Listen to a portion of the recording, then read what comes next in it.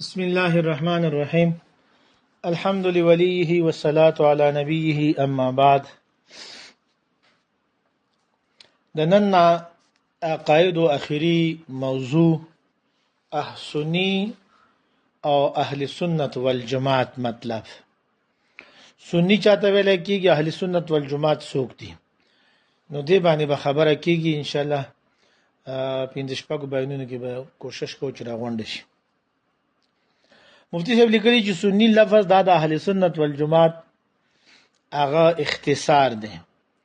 کله خلق لړ نو مخلي د اسانه او سہولت د پر او کله وګد پورا نو مخلي شناخت د پاره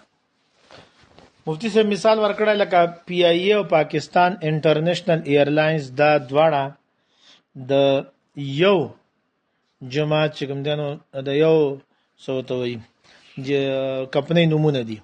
نو که سړی وي پی آی ای کې رااله او که سړی وي چې هغه کې رااله مالي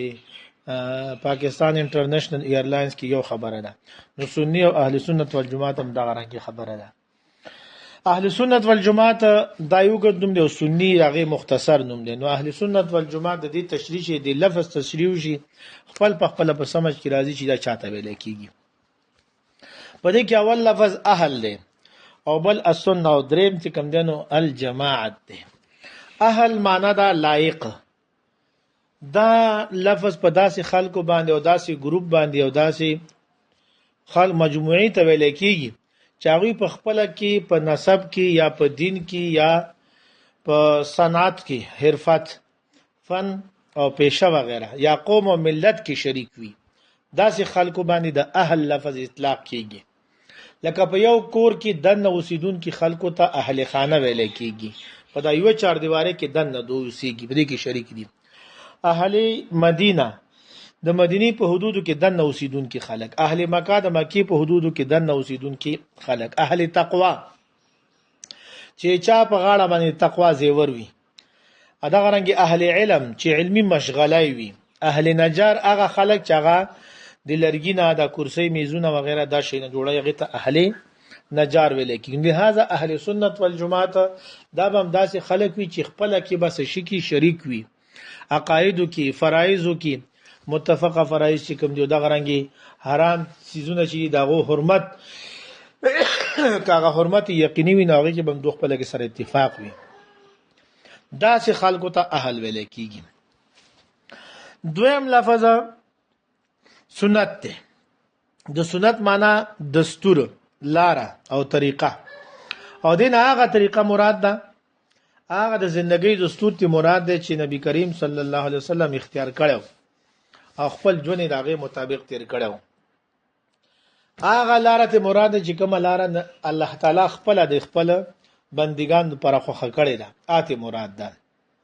اوس نبی کریم صلی الله علیه وسلم د ژوندۍ دستور سو طریقې سوا نو نبی کریم صلی الله علیه وسلم د ژوند دستور او طریقه قرآن مجید او د حدیث دواړو مجموعه وا قرآن مجید د الله کتاب دی په دې کې د ژوندۍ تیرولو اصول او قوانین دي او نبی کریم صلی الله علیه وسلم د الله پیغمبر دی او نبی کریم صلی الله علیه وسلم د قرآن د اصول او د قوانین او د الله تعالی د احکامات او هدایات هغه د خپل قول او عمل سره خلکو ته خی او خودون کې دي او ویون کې دي نو نبی کریم صلی الله علیه وسلم دغه اقوال دغه اعمال دغه اخلاق دغه عادت دا د قرآن مجید دا ګرځینده تفسیر دی او عملی نمونه ده او نبی کریم صلی الله علیه وسلم د قرآن مجید متعلق چې څنګه عمل کړی دی او خودلې دی او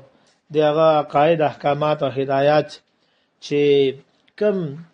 د ارشاداتو په ذریعہ سره واضح شوی دي نبی کریم صلی الله علیه وسلم د ټول عملی زندگی او د پیغمبر اسلام د ټول ارشادات دوته په خاص اصطلاح کې حدیث او سنت وای نو د قران او د سنت د قران او د حدیث مجموعه د سنت شو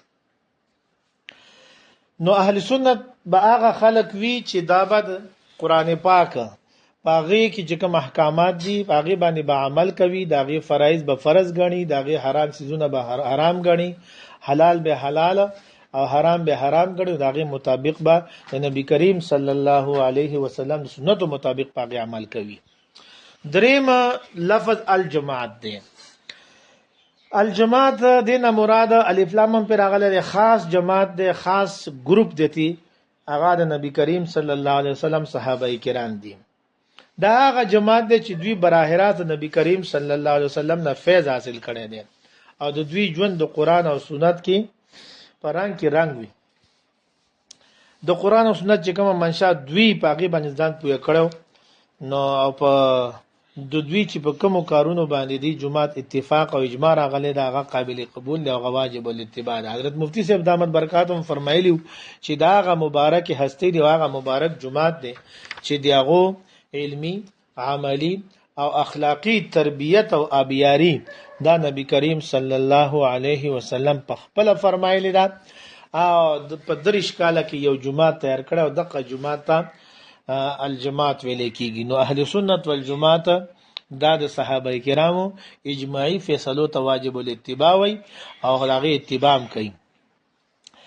نو اخیره کې خلاصہ حضرت مفتی صاحب دامت برکاتهم بیان کړی و فرمایلی چې اهل سنت والجماعت کم خلق دي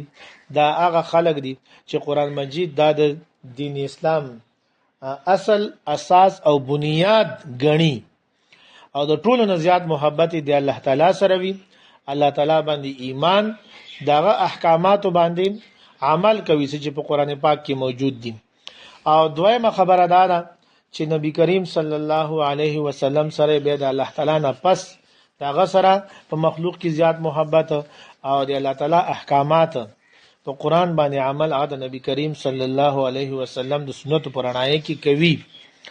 او دریمه خبره پکې ده چې د نبی کریم صلی الله علیه وسلم نه پاس په امت کې به د ټول نه زیات محبت صحابه کرامو سره ساتي اهل سنت والجماعت او په صحابه کرامو کې به ترتیبوار د ټول نه زیات محبت لایق هستی حضرت ابوبکر صدیق ده بیا حضرت عمر فاروق بیا حضرت عثمان رضی الله عنه بیا حضرت علی او به دا غرنګ نور صحابه کرام دې خبره به ان شاء الله مخکې بیا راځي نو به هر حال صحابه کرامو سره مینه او محبت او دغه اجماعي فیصله چې کوم نه هغه واجب الاتباع غنل ولا خلق د اهل سنت والجماعت دي او چې کوم مسله کې د صحابه کرامو دور نه خیر القرون نه تابعین تبع تابعین دی دور نه پکې اختلاف راځي نو اقا اختلافي مسله ده هغه اختلافي مسله غني او پای کې یو طرف اختیاري او بل طرف ته بیا بد نسبت هم نه کوي اهل سنت والجماعت دا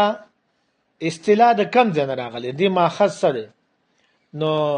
عبد الله بن عمر بن عاص رضی الله عنه حدیث ته مفهوم دا دی چې نبی کریم صلی الله علیه وسلم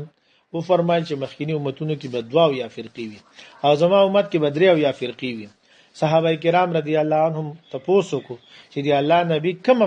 فرقه په حق باندې وي نو نبی کریم صلی الله علیه وسلم و فرمایل ما انا علیه و اصحابي چې په کوم لار باندې زما او زما صحابه کرام دي ما پس او زما صحابه کرام پس کوم خلک را درومي دا اهل سنت والجماعت دي نو زه چې په کوم لار باندې داغه نه مراد سنت دي او زما صحابه کرام داغه نه مراد الجماعت نو دین اهل سنت والجماعت من اهل لفظ خواسم یو داسې کا خلق چې خپل کې را جمع پس خبره باندې پس شي کې خپل کې سره جمع وي نو اهل سنت والجماعت د دې ماخذم دغه حدیث ته چې کوم عبد الله بن عمر بن عاص رضی الله عنه هغه نقل کړی نه الله تعالی دې موږ او تاسو ته صحیح ایمان او عمل لا نصیب کړي